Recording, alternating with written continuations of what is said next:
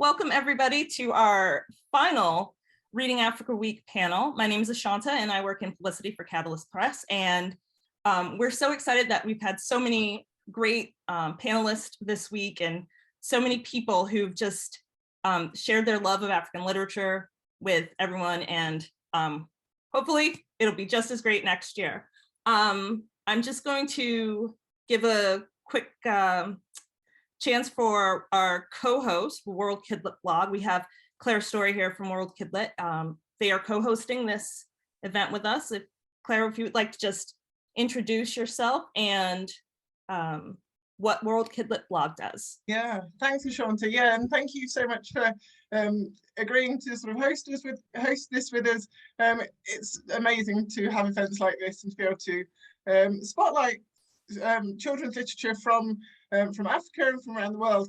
And at World Kidlit, that is one of our real passions, about highlighting children's literature. We have a particular focus on translated literature for children, but we're also aware that there are some countries where translated literature isn't necessarily at the forefront, and places in Africa where perhaps it's written originally in English that really needs to be highlighted as well.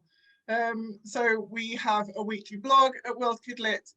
We also celebrate World Kidlit Month in September, which we'd invite everybody to get involved in, and really just shouting about the power of world literature for young people. Thank you. So I'm going to quickly introduce our moderator for this afternoon, somebody I work with quite often, Jessica Powers, who is the founder and publisher of Catalyst Press. So we're really excited that she's going to be lending her expertise to this panel today, because in addition to being part of, or the founder of Catalyst Press, Jessica is also a very renowned children's book author herself. She writes under the name J.L. Powers and has published 9 books, including 5 books for young adults, a picture book, 2 collections of essays, and a hiking guide to southern New Mexico and western Texas. In addition, she has published hundreds of short stories, essays, articles, poems, and book reviews in both online and print publications. She's a champion for African literature and has done so much in such a short time to make Catalyst Press what it is now. And I'm very happy to welcome her. Hi, Jessica. Thank you. Thank you. I'm super excited to be moderating this panel. And I'm going to give a really quick opportunity for our 3 panelists that are here. We are missing Edwige-Renée Dro, who's a writer and translator and librarian. She opened a library in the Ivory Coast, but she is not here, but hopefully she'll join us at some point. Fingers crossed. But I'm going to give each of our panelists that are here the opportunity to introduce themselves first. So we'll start with Ayo. If you can tell us who you are, where you are in the world, and your role in children's literature. Okay, hello everyone. My name is Ayo Oyeku, and I'm saying hello from Nigeria. It's evening time over here. It's like 7 p.m. over here right now. So my journey into children's literature started when I was 13. And frankly, I wanted to write a full-length novel at the start of my career, but thankfully I met a publisher who told me to start with children's literature. And I took a dive in, and from then till now, it's been a fantastic journey. So currently I have about 8 children's books out. And I was a finalist for the Golden Baobab Prize twice, in 2016 and 2018. I won the Association of Nigerian Authors Prize for Children's Literature in 2019. And currently I run a small publishing house called 11th House. And we have a children's book imprint called Jojolo. Jojolo is a Yoruba word for infants. So we have a small children's publishing imprint, and we've published about 3 to 4 titles. And here we are. Nice to meet you all. Thank you, Ayo. Julia, if you can introduce yourself and your role in children's literature. Sure. Hi, everyone. Yeah, my name is Julia. I am the executive director at a publishing house called BookDash. We're a not-for-profit social impact publishing house of African children's books. And our vision is that every child should own 100 books by the age of 5. Well, there goes my power. So I'm hoping that everything will be okay still. Yeah, so our vision is that every child should own 100 books by the age of 5, and I think I'll talk a bit more about it, but we've developed a kind of unique 12-hour publishing process to enable production of more African stories and to really decentralize and get the distribution of those out so that more children and families can be owning books and books that they can see themselves in, which I think is why we're here today. And then I'm also involved in IBI, which is the International Board for Books on Young People. I'm the executive of the South African chapter. And I am also on the BookDash is a member of an amazing network called the Global Network for Early Years Book Gifting. So people around the world that have national projects to get books to young children. So that is, those are my primary touch points with children's literature. Thanks. Well, BookDash is really an astonishing organization, and it's incredible the work you do. And I know Bridget has been involved with BookDash as one of your writers at one point, I believe. Bridget Crone, can you talk about your role in children's literature and where you're from, or where you're, Hi. where you are right now? I am Bridget, and I am currently in Hilton in KwaZulu-Natal in South Africa, and it is 8:10 in the evening. So my role in children's literature, that sounds so grand. I never imagined I would play such a role, but I've written 2 wordless books for BookDash, which have been it's been a really fun process to be part of. And the wordless thing is fun because it obviously requires no translation, which is great. But my main job is writing textbooks for South African schools. I do books from grade 1 all the way to matric, vary in English, but either home language or first additional language. And then I've written 2 novels, both of which have been published by Catalyst Press, for which I am so grateful. The first one, Small Mercies, was a Kirkus Best Books of 2020, as well as a US BBY winner. I'm trying to think, Jessica, what are the, there's the outstanding international titles. Outstanding international. That's it. Yeah. And then my latest book, The Cedarville Shop and the Wheelbarrow Swap, has just been released this year in August in South Africa. And that's my role. Well, we're very grateful that you're one of Catalyst's authors for sure. I wasn't planning to start with this question, but the wordless picture book is interesting because you said, you wrote a wordless picture book.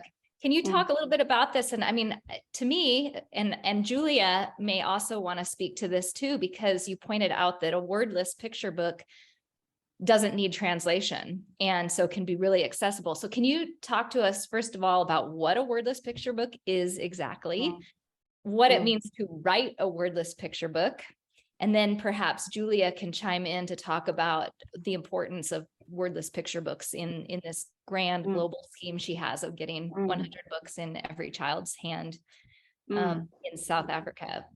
So yes, to be an author and to have no words appear on the page is an unusual situation. But my role as author would be to come up with the idea for the story and then to break it up into, to have the development of the story over the pages. So I would give quite detailed artwork instructions to an artist who works flat out during the day. I mean, the work that the artists do, I have time before the process begins to fine-tune my thoughts and ideas. And then on the day of the BookDash event, the artist just goes all out, producing the artwork according to the briefs. And it's a dialogue, or a conversation constantly. So, there's always discussion between the author and the illustrator and the book designer as to what's possible and what would work. And so between the three experts, you get by the 12 hours you get a book. And I gather it's been the wordless books for BookDash have been really useful and much used, because the parents, some of whom may not be able to read, the caretakers of the children who read the books, can just talk about the pictures, and the child can get engaged in the pictures. And as the pages turn, you get a story develops, and there's hopefully something joyous at the end that brings the story to a conclusion. Yeah. Yeah, no, I'm going to comment real quick and then give Julia the opportunity to talk about the importance of these. But I will say that when my baby was, I mean, he's 12 now, but he's still my baby. But when he was young, before he really could necessarily follow stories, instead of reading him the lengthy stories in a picture book, that's precisely what I would do. I would sit there with him with the picture book, and I would point out things, and I'd say, oh, look at the, red ball as it bounces along or whatever. And really what I was trying to establish was this warm, loving, intimate relationship with him that was centered around books, that would give him this. And to this day, even though he's 12, I still read to him every night before he goes to bed, and he loves it. I mean, we're reading young adult novels now, much more complex titles, but nevertheless, it was trying to establish that bond between, a human adult that loves him so much, and facilitating that around books. And it seems to me that the wordless picture book offers that wonderful opportunity, even if the adults in this case cannot read themselves. And as you pointed out, the translation. So Julia, I would love to hear you talk a little bit about the importance of these in BookDash and what you've found around wordless picture. Yeah, sure. I mean, it's Bridget spoke about it super well, and I think it's something that we only started doing. I think Bridget actually wrote our first wordless picture book, if I'm correct, in 2015. So it was about a year after we'd started publishing books in this 12-hour volunteer-driven way that is a bit mad on the day, but is this burst of creative energy. But in short, a BookDash is 10 teams, each making a book in 12 hours. So we publish 10 new picture books in one day, but we only do that twice a year. Sometimes when I tell people that, they think that's what we do every day, and it's not quite that. There's a lot of preparation and kind of work after the event to make it possible. But yeah, Bridget wrote our first book, and I think she wordless book, and she might have been involved in like introducing us to the idea completely. And that book, I Can Dress Myself, is just such a hit. It's still one of our all-time most popular titles, and it was written 7 years ago. And what it does, as Bridget pointed out, it's still got a very carefully developed and kind of paced story. And the other thing that might also be worth pointing out is BookDash's age group, as is like expressed in our vision, is early childhood, so 0 to 5. And before 0 as well, to be read to in the womb. But so it's very, very young children, as you said, with your son, and they're getting used to the idea of books. They're getting used to their like emergent literacy skills, or they're pre-literate. And a really important aspect is the context that we're focusing on. We're a South African-based organization, even though we have the books reach people and families all over the world. But something that we need to take into consideration when we're publishing is the low literacy levels of caregivers. And so that's one reason that the wordless books are amazing. The caregiver, it takes away, the story can be equally accessed by anyone who's able to look at, interpret pictures, and kind of have a visual literacy. And it takes away some power dynamics between literate and illiterate. So not only with adults, it also takes away the power dynamic of the parent or the adult or the older person as the reader, and the child as the kind of passive listener, which is, we know, like, that's not why books are great for children, that they just sit and listen to the story. It needs to be interactive, it needs to be engaging, it needs to be bonding, as you mentioned. And the wordless books really allow for that. They also, interestingly, encourage a lot of language development for young children, because again, they're not passive and waiting for an adult or someone literate to like unlock the text. They realize that they can tell the story too. So suddenly, like, sequencing and creativity and critical thinking all come, and like vocabulary development and we just see that once the adult understands how to use it as a tool, because it can also be a little bit confusing to an adult, like why are there no words in this book? Once that is bridged, then it just becomes this incredible tool. And for us, we don't only distribute wordless books, we do distribute in English and in mother tongue as well. But they are an amazing tool for that. And because of the language situation and then not needing to be translated, we can do massive print runs of these wordless books because they can go to any language context. South Africa has 11 official languages, so we have, you know, we can send the books anywhere, and so we'll be printing kind of 30, 40, 50,000 copies of these books at a time. And so it also makes them super cost effective for us, which is really brilliant, and we can get books into homes. The idea of printing 40 or 50,000 books as a publisher makes my heart almost stop, the expense of that. But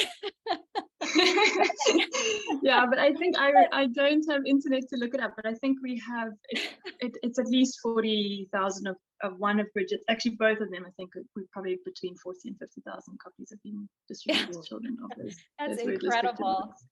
I want to direct my next question to start off with to Ayo, because you're in Nigeria and you're both a writer and a publisher. And we've just sort of talked about, you know, some of the challenges around both language and literacy, but also literally printing. And so I would be very curious what you see as challenges in, you know, Western Africa and in Nigeria in particular for children's literature and for publishers and for writers.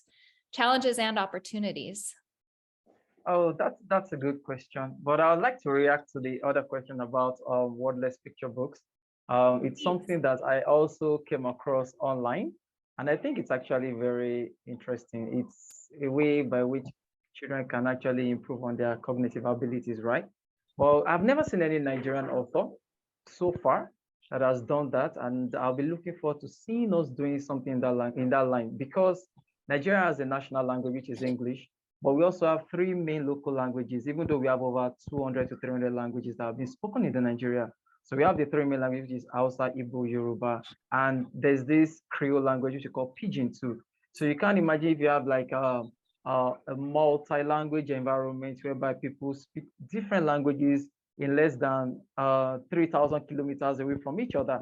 So it would be cool if you actually see writers who can delve into that art and use that to pass that knowledge across to children.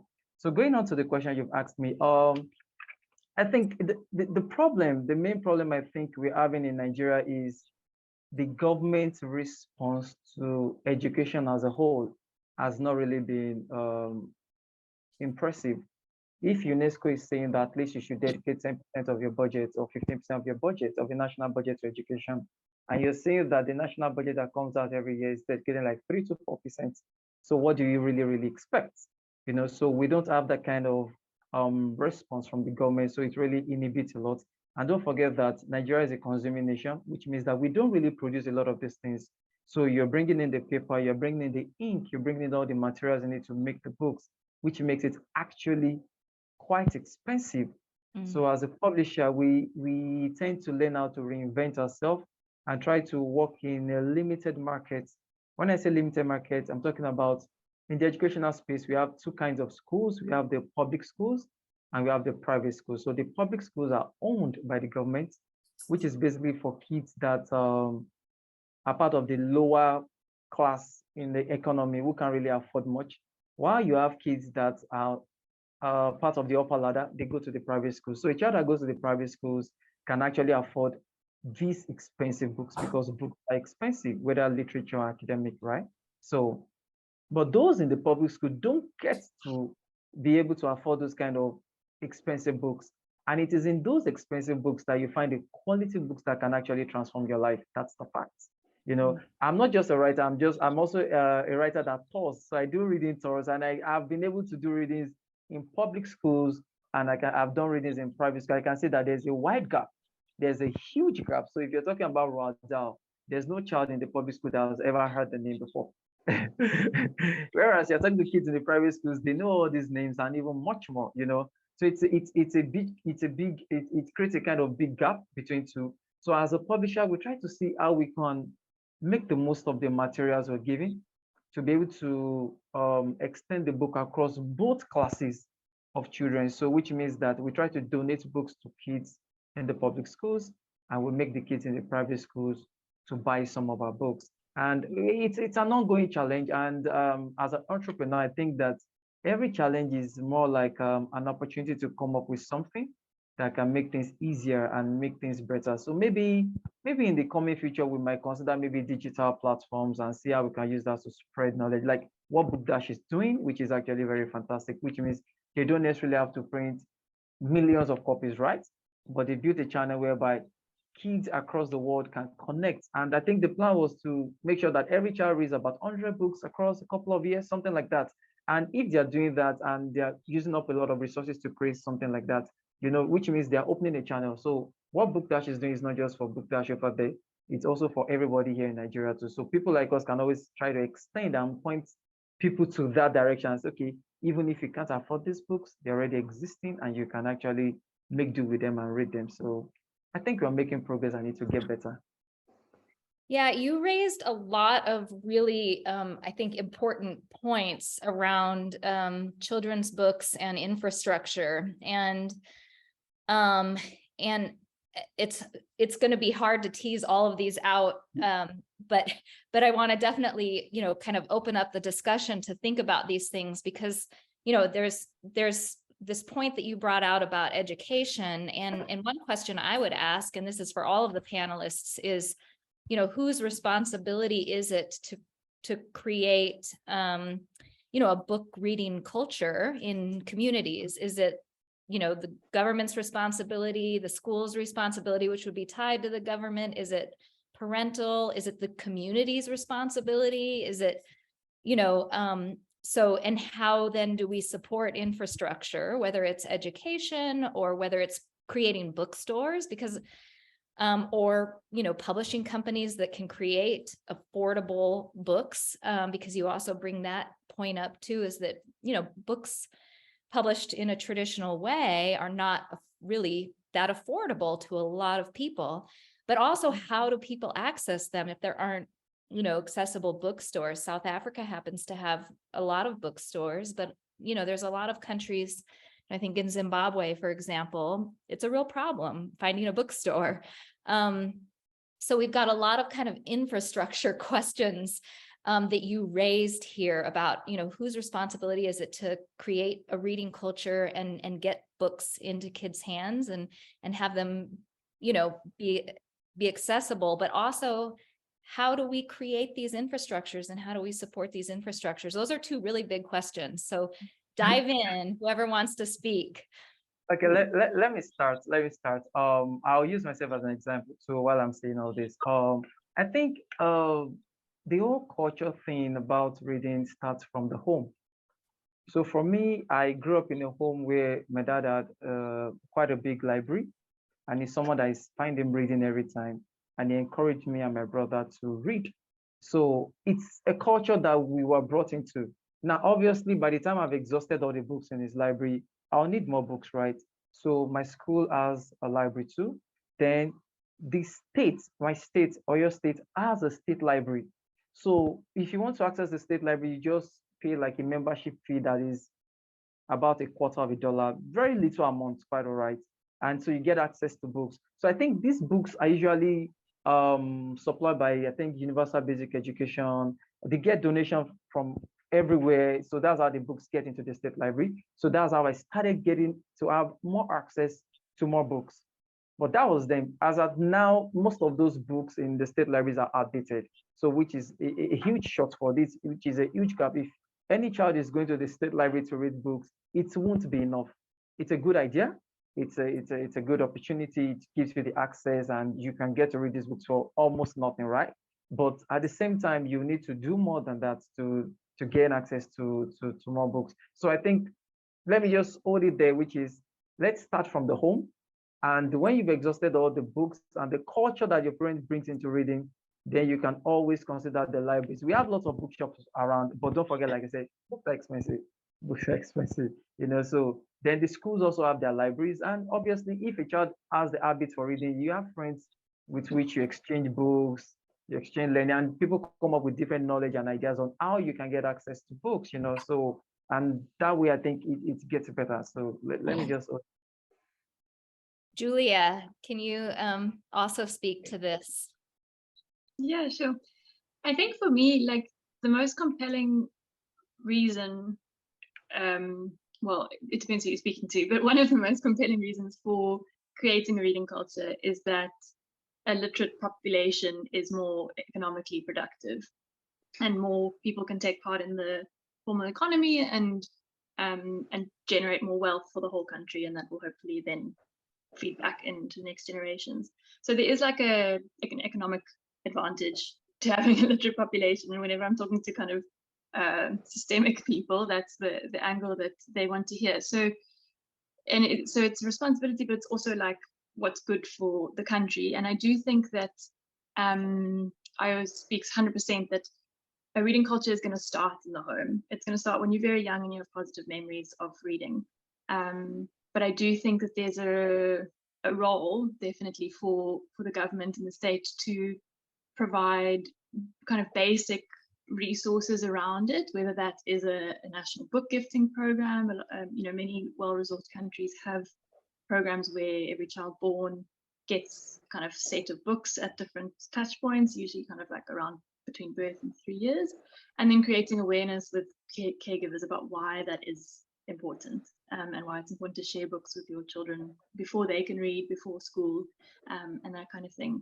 So I would say it's a collective responsibility, and everyone has a reason to do it.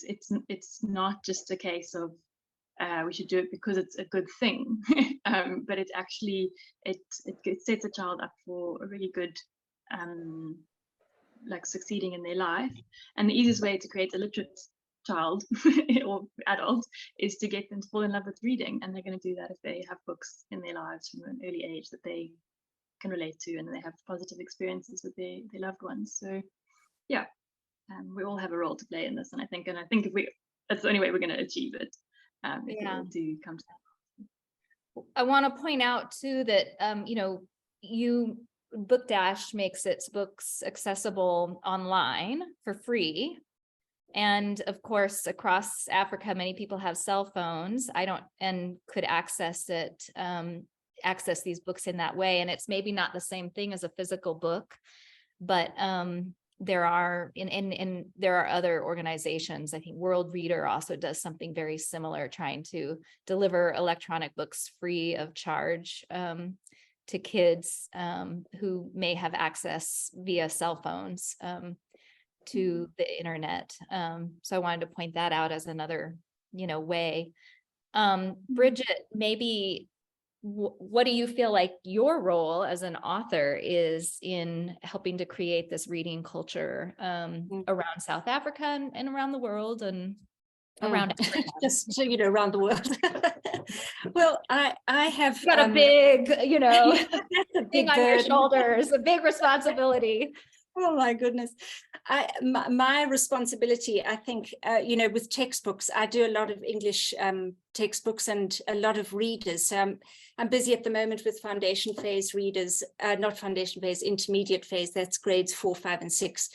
And, you know, I've been doing it for many years. And when I look at the books that I started out doing and I look at them now, I go, oh my word, what a missed opportunity I had, you know, but I was starting. And as I get more into it, I realize increasingly the responsibility, because although obviously you would love for the home to be the primary source, the origin of all of this love of books, the reality is it often isn't the case. And I've been to many homes where there isn't a book in sight or even a magazine, you know, it's just a huge TV and nothing else. And books are what happens at school. So I feel like my responsibility is to make those stories that they get in a reader or as comprehension pieces or something as compelling and as rich as possible. And I really, I really work hard at that, you know, to try, even if it's a little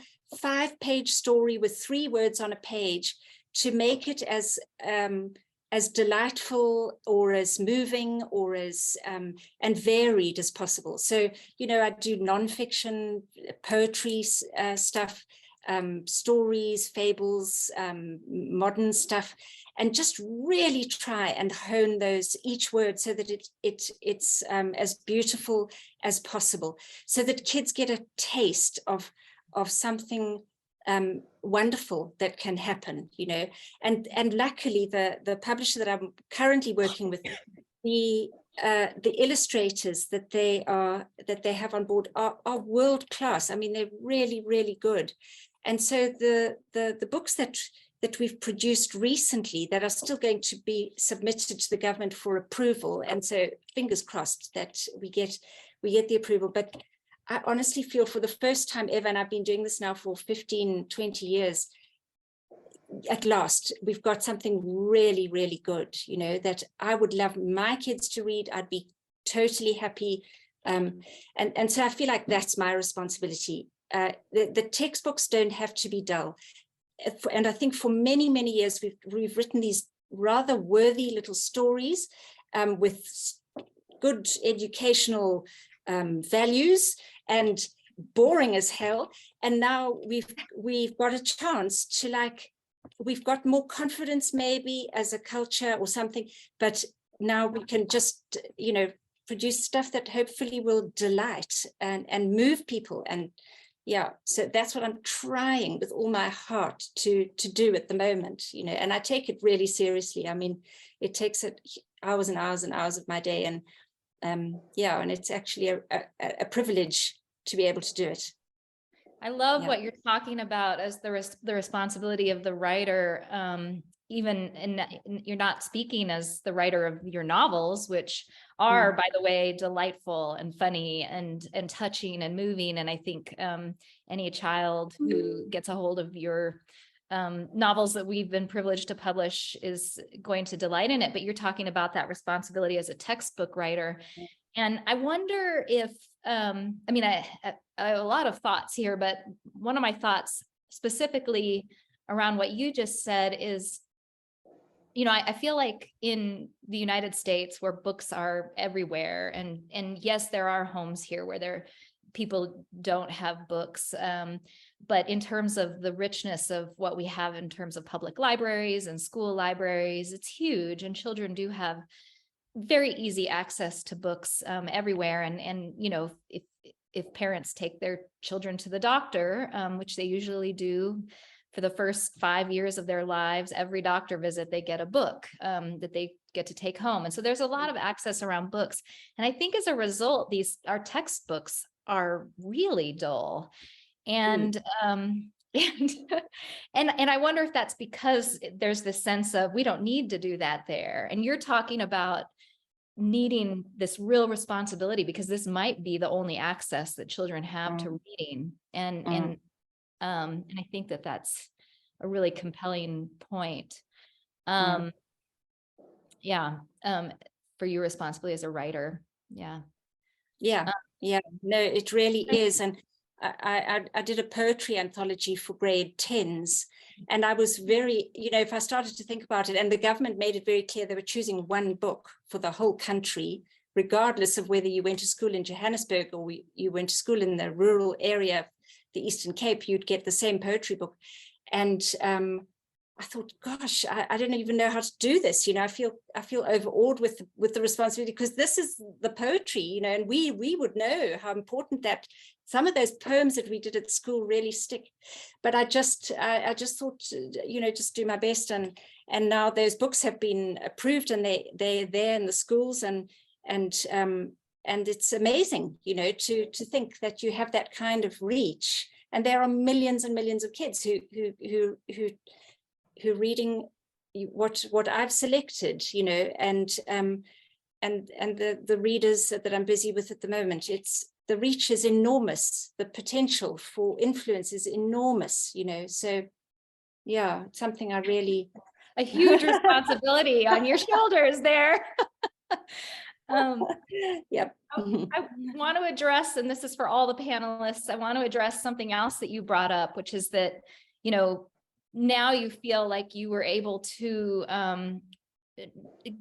shed some of these ideas about, inculcating, deep educational morals or other morals into these textbook stories that you've written. And I'm kind of curious, one of the things that I struggle with as a publisher of African writers and is that children's writers, first of all, most of my submissions tend to be adult anyway. It doesn't seem like a lot of people are, writing for children on the continent, or at least, most, like 90% of the submissions are for adults. But when I receive them, a lot of times the writing is kind of moralistic, and these are kind of morality tales. And so I would love to hear if you feel like things are changing broadly, if what kinds of trends you're seeing in relationship to children's literature and the writing of children's literature across the continent, and whether we're beginning to retreat from this need to have some sort of moral in our books for kids. Are you addressing that to me? I'm all for any of you. I mean, I'm interested in Ayo's advice that he got when he first started out, that he wanted to write full-length novels, and the person said, no, start with children's books, and he's remained there. And I do feel like children's books are as hard as adult books. They're really not easy. But yeah, I'd like to hear what Ayo feels about that, because Okay, thank you for bringing the question back to me. Oh, well, starting from the point you made, my publisher is somebody that, my publisher then happens to be someone that worked in a big publishing house. I think that's Animal Publisher in Nigeria for over 20 years. So he has that kind of vast marketing and publishing experience. So by the time he met with me, he was actually keyed into the market. That was his idea. Like, okay, why don't we start with something I know that if you put it out for your age, I was 17 at the time, that for your age, it will be relatable, and you might be able to have a chunk of the market to yourself, And since I was rolling out for the first time, you wanted to just, let's experiment with it and see how far you can go. And that was how I started. And sincerely, I won't lie, my first manuscript, I messed it up.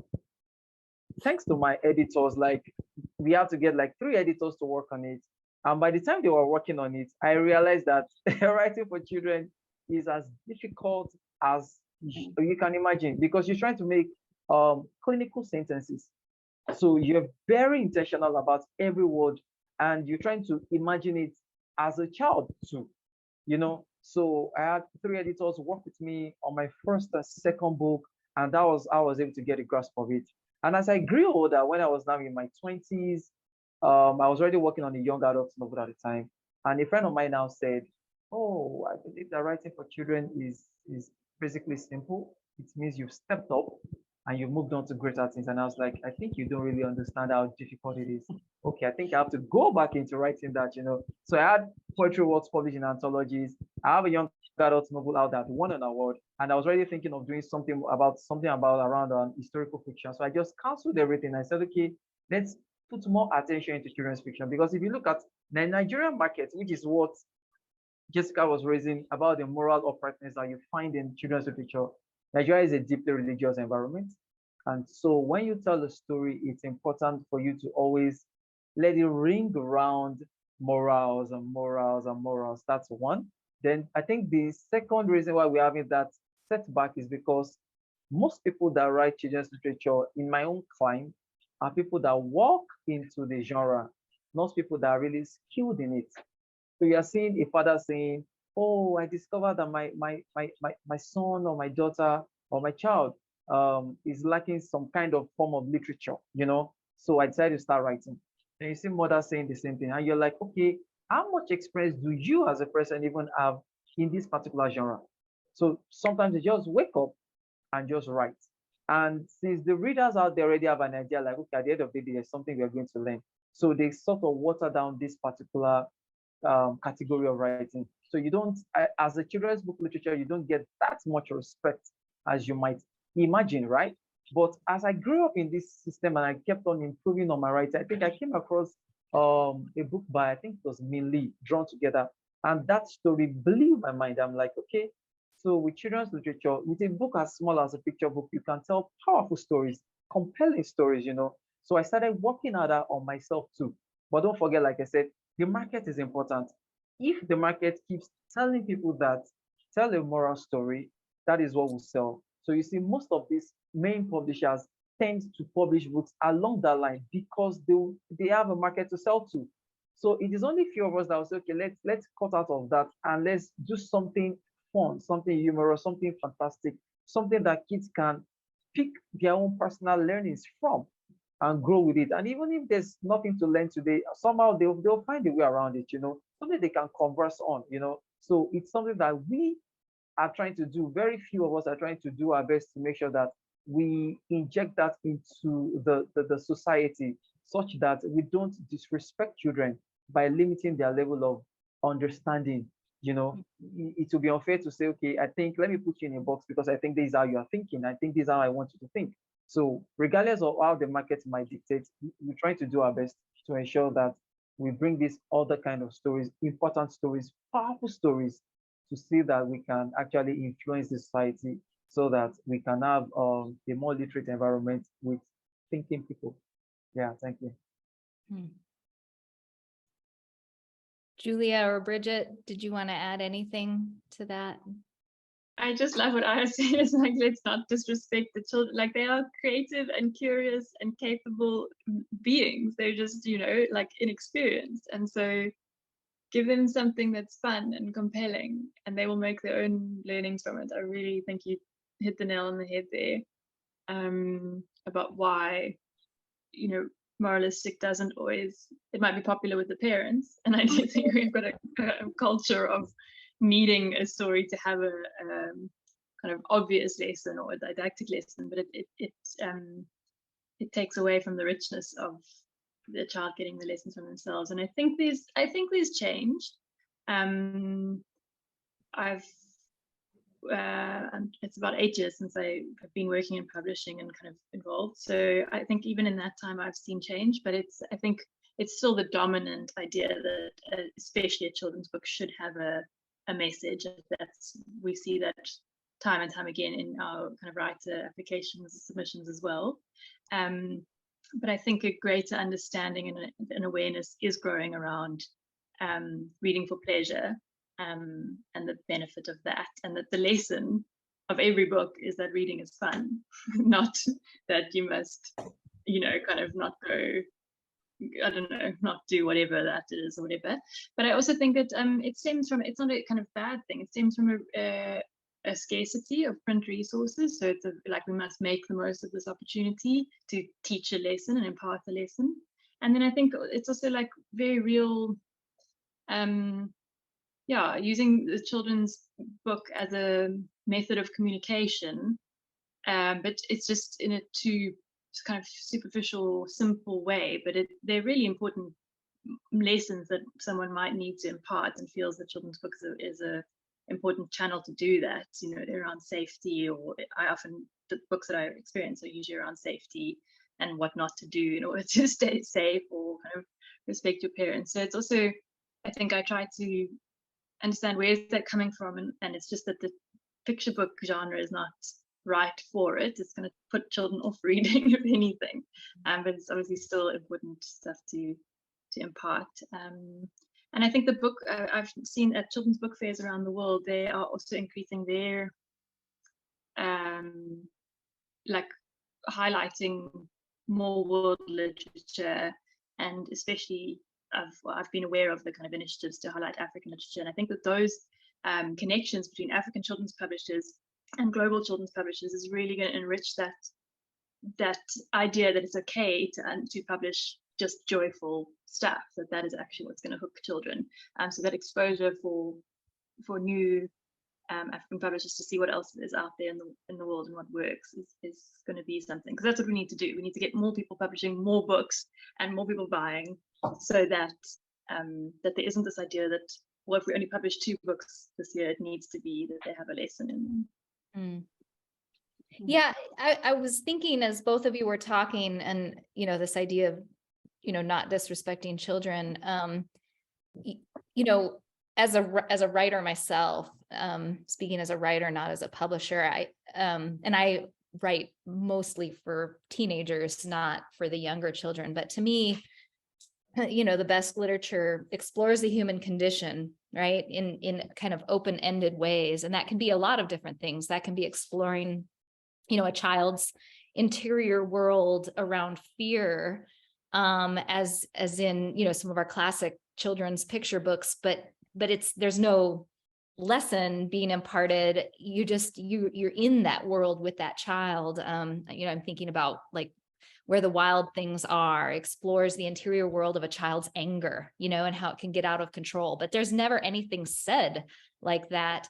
But when you try and impart a lesson, in a way, that's disrespecting, because you have this one idea about what that story is about. And in fact, multiple readers can take away different things from like Where the Wild Things Are as an example of a book. Hopefully all three of you are familiar with Where the Wild Things Are.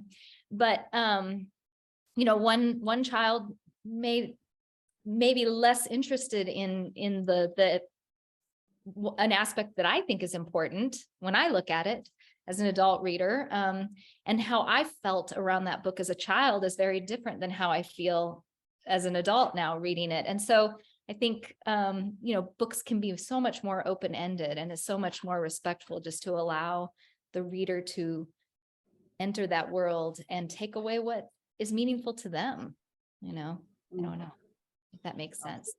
Bridget, were you going to say something? No, I just want to say, absolutely, I agree. I think I always use Maurice Sendak actually as an example of somebody who writes books that feel psychologically true. They have a ring of truth about them, and that's the kind of thing I aim for in the stories I write, whether they're the novels or even the little stories I include in school readers.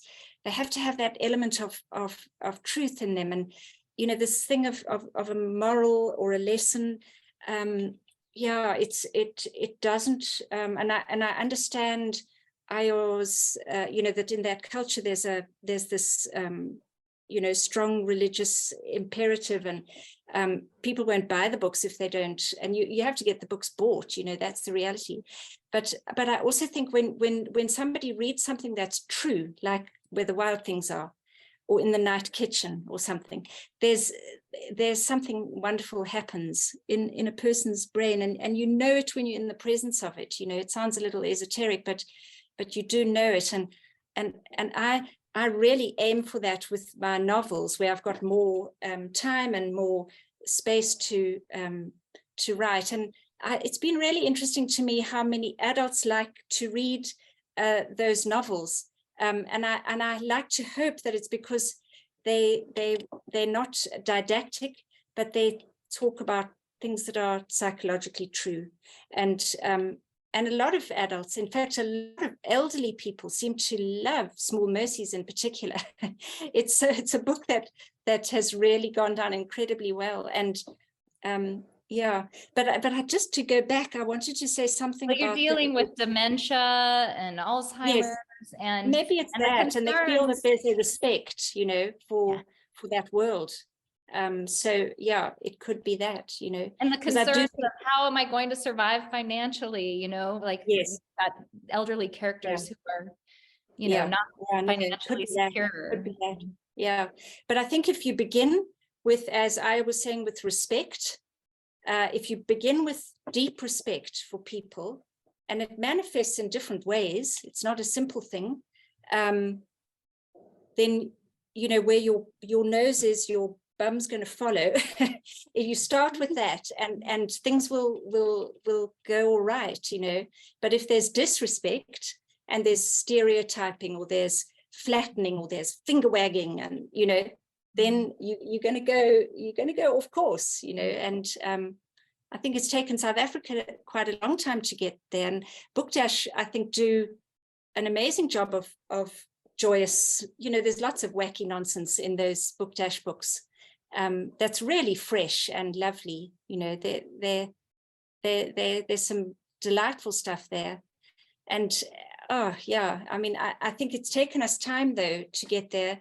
We've been very worthy for a long time, and that's given our history. There was a lot of worth in overcoming stuff, and I think we were just a little tight, and I hope things are loosening up. Although having said that, I would love to see more people writing middle grade fiction in South Africa, and it's still I'm hard pressed to come up with names. When Ashanta was asking for people whose books I can thoroughly recommend. I mean, there are people. There's Yako Jacobs, who writes a lot in Afrikaans and very prolific. There's Refilo Moahlali, I think that's how you pronounce her surname, who does lovely picture books. But there's really not many writers out there, and I would love to see more people kind of joining this and bringing their perspectives. Yeah. And I don't know why they're not out there. I don't know if Julia or Ayo has an idea of why it's such an undersubscribed sector. I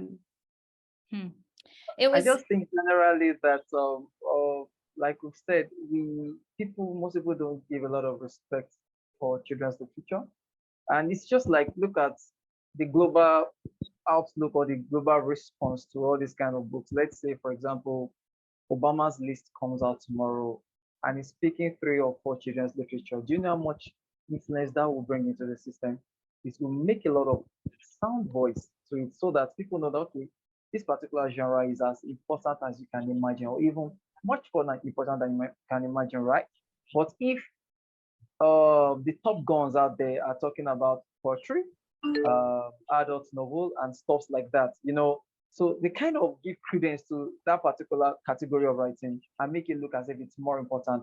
But we keep forgetting that before we all became adults, we were once children, and we read books like this, and it was this kind of books that sort of laid the foundation that made us readers that we all became, that made us as smart as we've become, So how do we now grow up and just walk away from it and just feel like, okay, it doesn't matter? I know personally in my own career as a writer, every time I win an award, I see people coming to ask me like, okay, so how much did you make for winning the award? I'm like, okay, it's not really about the money. Obviously, there isn't much money in it. But so they be like, okay, so what's the point? So that's another angle. How much do we even put into this particular genre? How many awards are out there that gives children's book authors the thumbs and say, okay, here's a $10,000 prize, here's a $100,000 prize. How many do we even have? Like what the other speaker was just talking now, she's talking about fantastic authors somewhere over there in another end of Africa. And I can tell you for a fact that we don't read South African books here in Nigeria.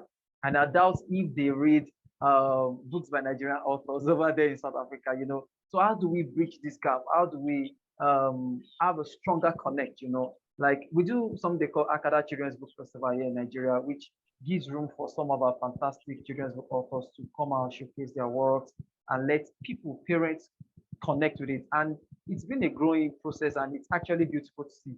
But in the coming year, I've been talking to the convener, and I'm thinking, okay, how about in the coming year, we're able to bring writers from other sides of Africa, or maybe even beyond borders, to come down and let's connect together and see what we can create. So I think it's a growing discussion, and there's still much more we can do. But the fact is, if the people at the top are not giving a nod to it, the chances that many people will give a nod to it would always be slim. So it will be our own sort of effort or our own crusade to ensure that the people in power, the people out there, the adults, are really saying more about this kind of genre, and definitely to pick up from there. That's great. I want to comment on the global literature, but point, but I also want to invite the attendees. If you have any questions, we only have a few minutes left. You can put them in. There's a Q&A down below. I do see one question there. So, and any other attendees, if you want to put a question there, I'll ask them in just a second. But I did want to say that from my perspective, you were saying that, do South Africans read Nigerian authors, and in Nigeria, you're like, we don't see these, South African books on our shelves. And I think that's a problem everywhere. It's something I'm trying to solve in a small way as a publisher, but this is something that I beat the drum about all the time. In the United States, we have such a push for what's called diverse books. But what most people mean by that is actually diverse American books. So, books written by African Americans, or books written by Mexican Americans, or books written by, Filipino American. And this is what they mean by diversity. And although, that's fantastic, and I also think that all of those books are still dipping from the same gene pool. It's still American.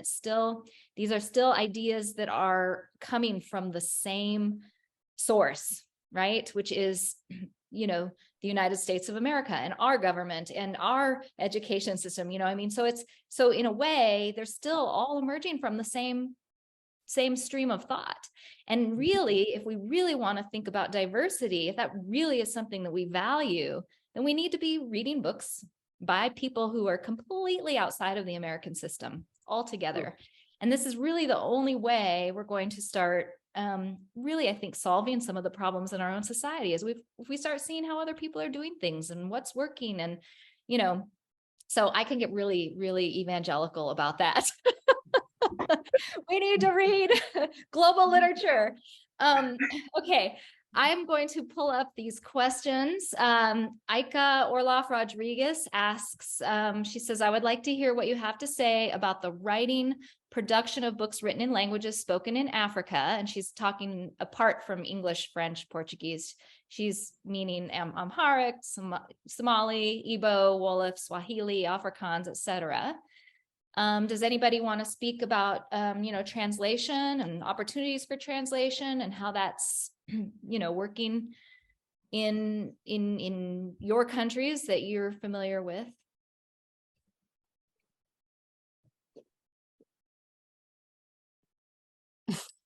Translation. I know BookDash has been translating your books. And I think there's translation, and then there's like origination in African languages as well. And there's a big, at least in the kind of grant making social impact sector, there's a big push from people who have funds to fund projects that will originate the books in African languages. And yes, it's kind of possible and has been done, and it happens. But I think it has to happen. What has to be in the context of skills development as well. And we need to, everything in the book value chain is so kind of like interlinked that if you want to create books, there's the demand, and you've got to make but to create demand, you need to have the books. But so BookDash does a bit of both. Mostly it's translation, because we're working with 11 languages. So even if a book is created in one of the African languages, then we'll translate across to the other 10 as well. But of course, translation is from a production process point of view simpler than originating in African languages, because the skills and the kind of creative production process and everything is just more established in English, because and Portuguese and French, or wherever you might be, because of the colonial histories. But it's changing. There's a push for it, and I think that's good. For the quality to be the same, I think there needs to be more development, more exposure, more writers. Bridget does some writer development as well, which she didn't mention when she was talking about her role as a writer. But I think that we also need to see that, creating a new generation of writers. No, and I think that is a really good point, because people do learn to read and write in, English or French or Portuguese. And so, I certainly have come across this problem when, I took 3 years of Zulu, and in trying to communicate with my Ndebele friends in writing in Ndebele/Zulu. One of my friends said, I don't know how to actually write in Ndebele. I mean, I speak it, but and so, yeah, creating in those indigenous languages is a very different thing than the translation of something. So I think that's an interesting point. The official languages are actually English or European languages. The official whole country language is that, and it just, that blows my mind a little bit, because we're very used to having at least 11 languages recognized, even though they're really cool. It's all stemming from that. So we have another question from Hannah, who asks, who mentions that children in Africa do not have access to books, and wonders, but do they want to read? And he says, I'm not sure, sorry, I'm not sure what pronoun you use, but in Europe, we have lots of libraries and books around, but children prefer to do other things. So we have to launch different reading campaigns. And of course, this is addressing that question we were talking about earlier about how do you create a reading culture? Do you find that children want to read? Okay, let me just react to that question quickly. Let's not forget that Africa is a continent that has over 50 countries, I think 54 to be exact. So it would be unfair to just say that the kids in Africa don't want to read, or they don't have access to books. They have access to books so far, and they love to read, but we're talking about the affordability, right? Which is, okay, if the books are out there, how affordable are these books because of the cost of living, right? So if the first thing that will come according to the hierarchy of needs will be food and shelter, right? So parents are struggling to feed their kids and put a shelter over their head and put clothes on their back. So before they want to start thinking of, okay, what about that extra book? Now that extra book is literature book. So after they've bought all the textbooks that the kid needs for school, now they're wondering why they need to buy those extra books. So that's an issue. And if it's a low income family, they might not be able to afford as many literature books as they want. Like, I'm speaking for Nigeria again, which is, we have libraries, right? But I'm saying that some of the books in these libraries are not up to date. So it's not like maybe they don't have access to the books at all. Now we talked again about the internet. For people in the middle class and the upper class, obviously we can afford the internet, so you can use the internet to get books and read online and all that. But for those in the low income families, they might not have that earning power to purchase that kind of opportunity, right? So it's a growing opportunity, and the chances are out there that it will get better. That is what I keep saying. So let's give Africa that chance, and let's just restrict it to maybe an assumption. We are reading actually, and we just need access to more books and more affordable books. Yeah. And that's exactly, I think, BookDash's mission. And exactly. So yeah, and as a publisher, and I think we'll end with this because we're 5 minutes past the hour and need to end, but as a publisher, that's a fundamental problem that you and I both face, and is how to make books affordable. And yeah, so we'll end with that. Thank you so much to our co-host, World Kidlit, and thank you to myself, Catalyst Press, for doing this, and thank you so much for our panelists, Bridget, Ayo, and Julia. And I'm so sorry, I don't know why Edwige was unable to join us. It would have been delightful to have her perspective as a translator, and she opened up a private but public library in the Ivory Coast, and she's also a writer, and we're sorry that she was not able to be with us today. But thank you so much to everyone who was here, and thank you for all of our attendees as well. And we'll be posting this on YouTube here in the next day or two, so other people will be able to access it. Thank you. All right, thank you too. Thank you, Jessica.